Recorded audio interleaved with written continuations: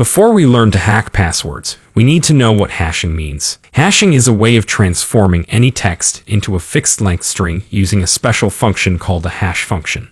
A hash function is like a magic box that takes any input and gives out a unique output. There are many different hash functions, such as MD5, SHA-1, and so on.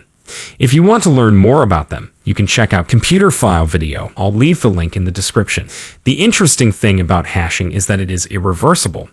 That means you cannot get back the original text from the hash. This is different from encryption, where you can decrypt the text using a key. Let me show you an example. If I hash the word password 123 using MD5, I get this hash. If I hash the word hello world 1234 using MD5, I get this hash. Notice that the hashes have the same length no matter how long the input is. Also notice that the hashes are very different, even though the inputs are similar. This is because hashing is very sensitive to any change in the input. Now, there is another technique called encoding, which is often confused with hashing.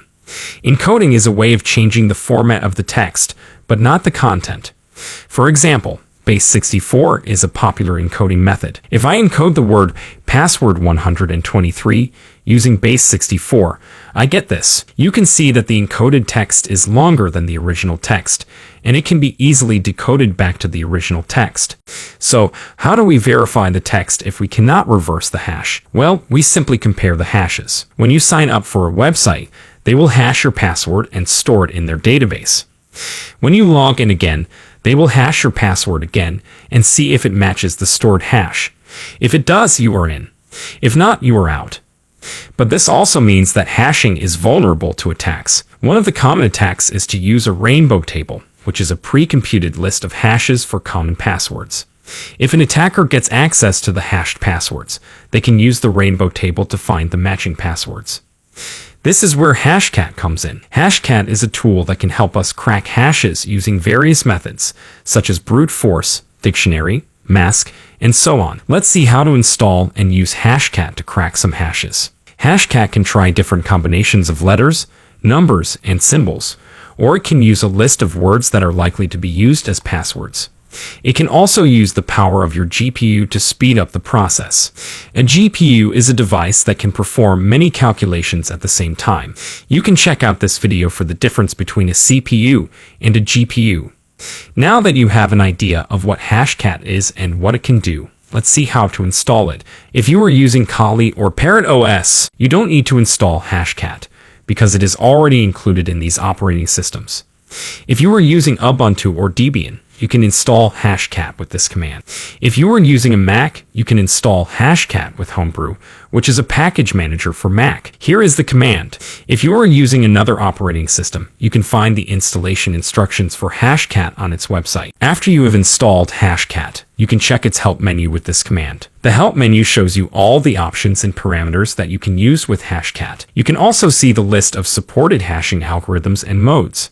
To use Hashcat, you will also need a word list. A word list is a file that contains a lot of words that can be used as passwords. One of the most famous password word lists is rockyou.txt. It has a lot of common passwords that are used by many people. It is often used by penetration testers to crack passwords.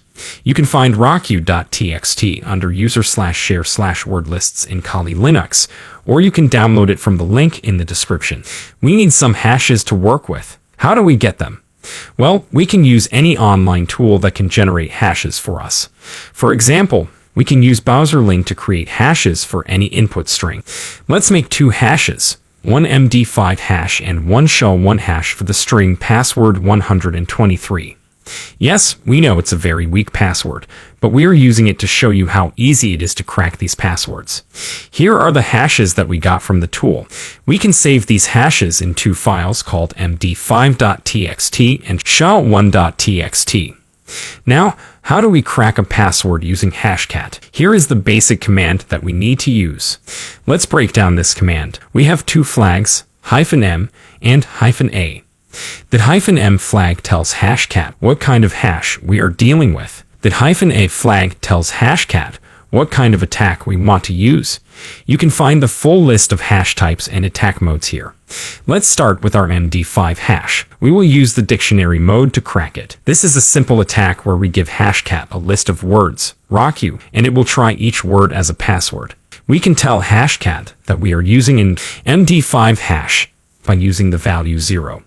But Hashcat is smart enough to figure out the hash type by itself for common hashes. For the attack mode, we will use the dictionary mode 0 with the flag -a.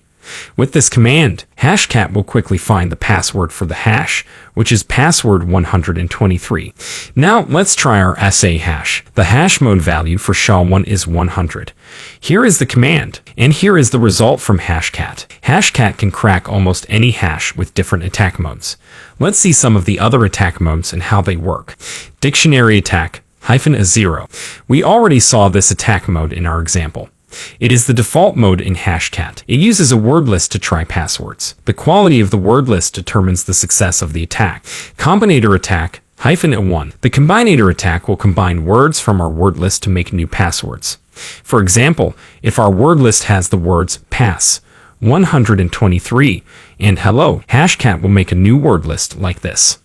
You can see that using a simple word list can give us many possibilities.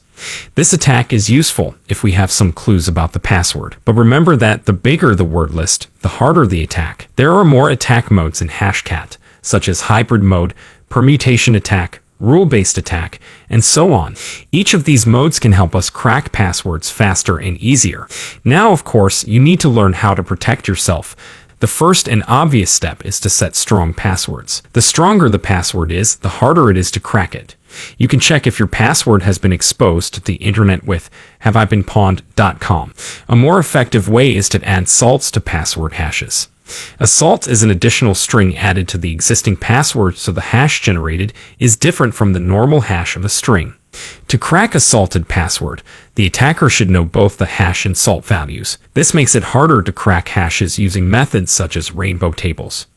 We can further strengthen salting by using dynamic salts instead of static salts. We can write a function that generates a salt value for every string, making it exponentially harder to crack a salted password. Thanks for watching, and as always, stay safe.